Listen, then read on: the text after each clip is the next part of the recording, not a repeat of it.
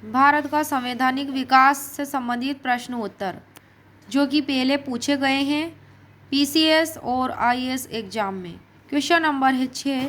भारत सरकार अधिनियम 1919 ने निम्नलिखित में से किसको स्पष्ट रूप से परिभाषित किया है? ए, न्यायपालिका और विधायिका यानी कि लेजिस्लेचर के बीच शक्ति का पृथक्करण।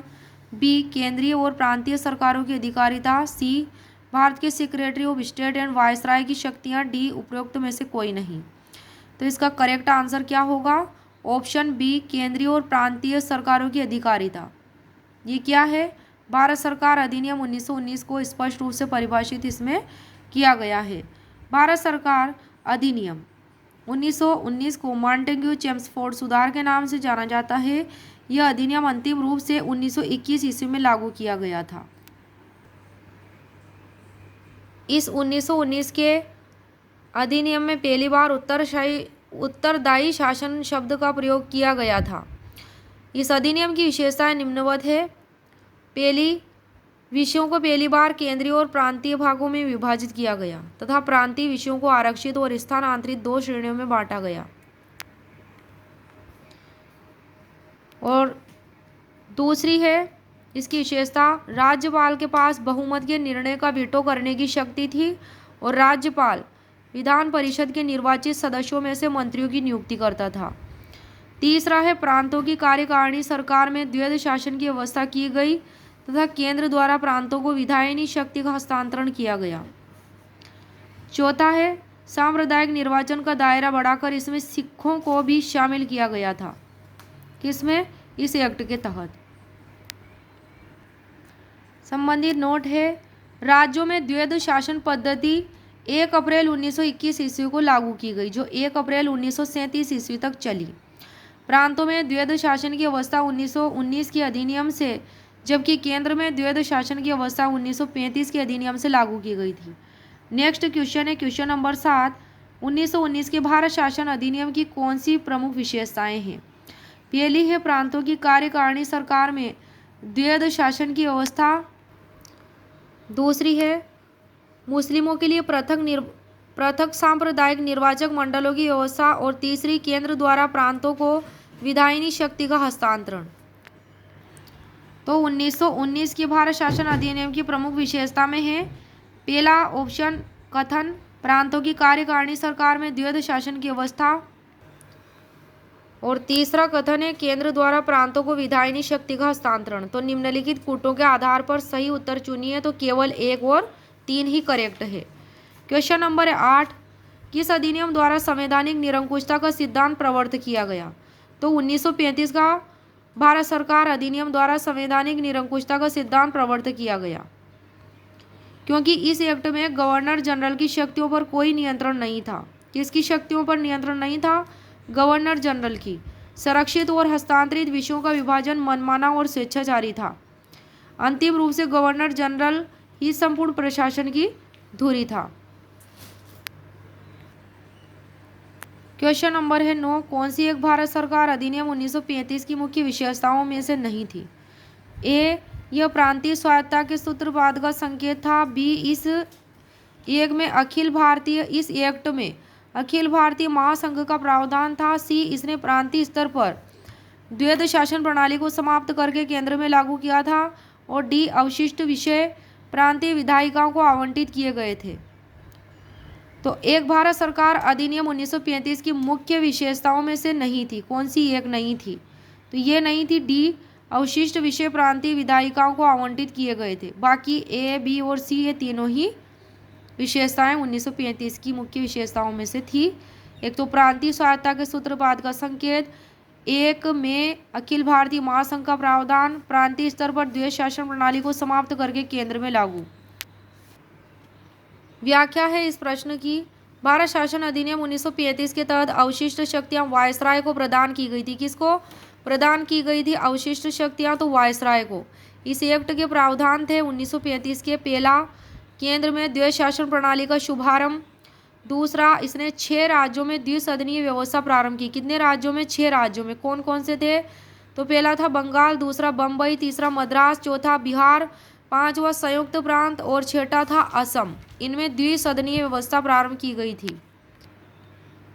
तीसरा है पॉइंट, इसके अंतर्गत देश की मुद्रा और साख पर नियंत्रण के लिए भारतीय रिजर्व बैंक की स्थापना की गई थी। चौथा पॉइंट है, इसके तहत न केवल संघीय लोक सेवा आयोग की स्थापना की गई बल्कि प्रांतीय लोक सेवा आयोग और 2 या 2 से अधिक राज्यों के लिए संयुक्त लोक सेवा आयोग की स्थापना भी की गई थी। पांचवा बिंदु है, केंद्र और इकाइयों के बीच 3 सूचियों के आधार पर शक्तियों का बंटवारा भी किया गया था इस अधिनियम के तहत। संघीय सूची 59 विषय थे, राज्य सूची 54 विषय थे, समवर्ती सूची में 36 विषय थे। तो ये 1935 के अधिनियम में किए गए थे। अवशिष्ट शक्तियां वायसराय को दी गई थी। इस प्रकार इस एक्ट के तहत भारत में संघीय शासन की व्यवस्था की गई थी।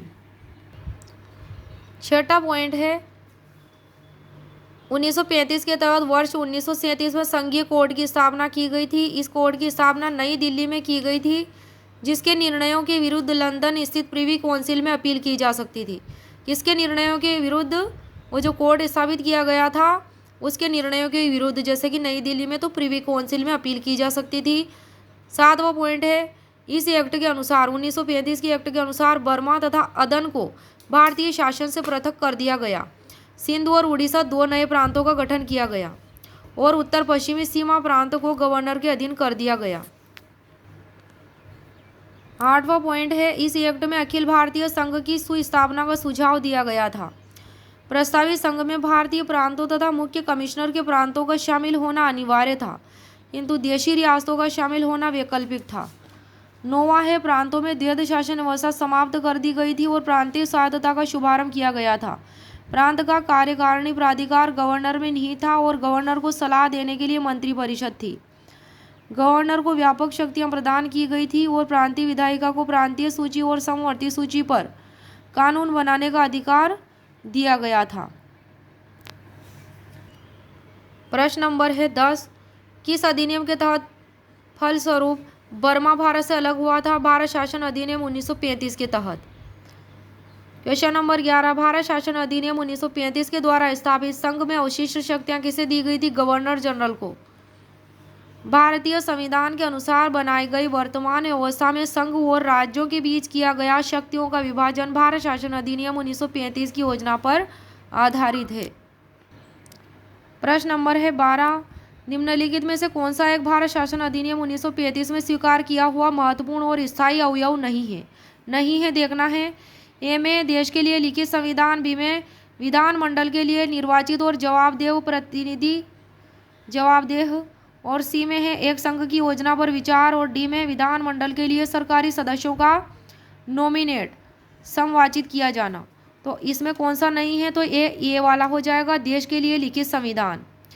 ये 1935 अधिनियम में महत्वपूर्ण और स्थायी अवयव नहीं है। तो कौन सा नहीं था?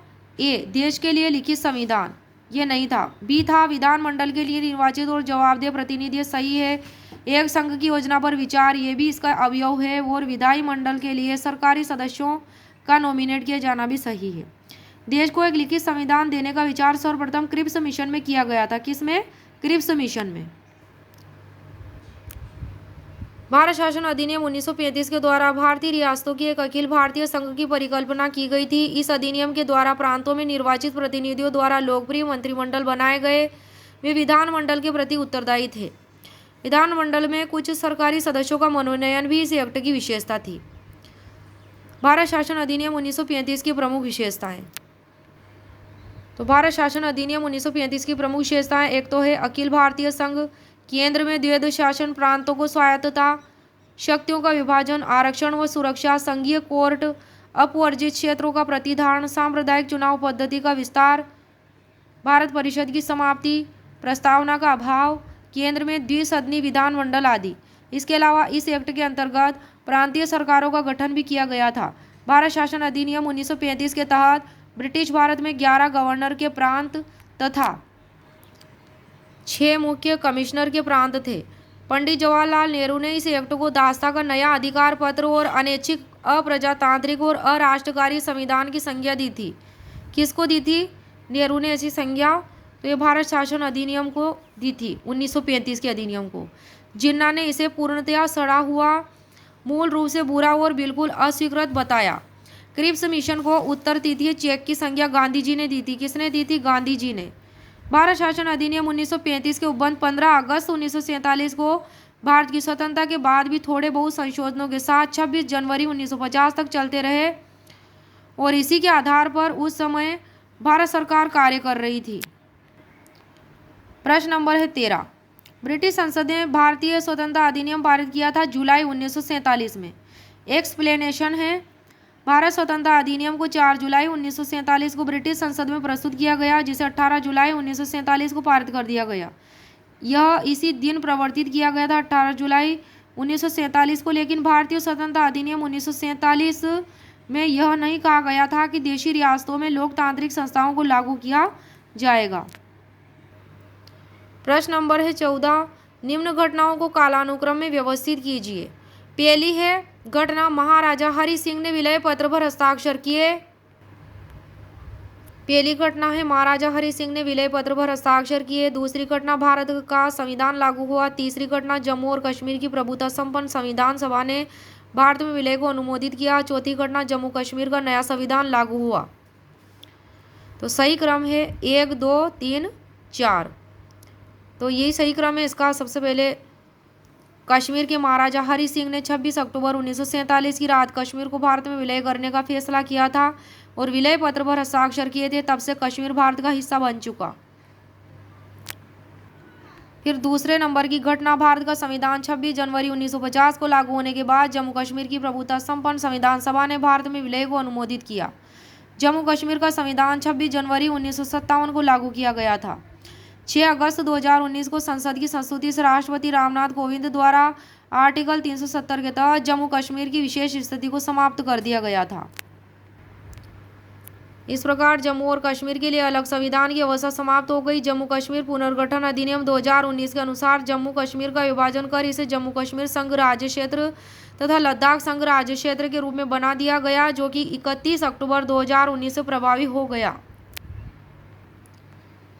नेक्स्ट है प्रश्न नंबर 15। निम्नलिखित में से कौन सा एक सही है? ए, भारतीय संविधान में मूल अधिकारों को शामिल करने के लिए नेहरू रिपोर्ट 1928 ने समर्थन किया था। बी, भारत सरकार अधिनियम 1935 ने मूल अधिकारों को प्रश्रय दिया था। सी, अगस्त प्रस्ताव 1940 ने मूल अधिकार शामिल किए थे। डी, क्रिप्स मिशन 1942 ने मूल अधिकारों को प्रश्रय दिया था। तो कौन सा एक सही है? तो यही है सही। भारतीय संविधान में मूल अधिकारों को शामिल करने के लिए नेहरू रिपोर्ट 1928 ने समर्थन किया था मूल अधिकारों के लिए।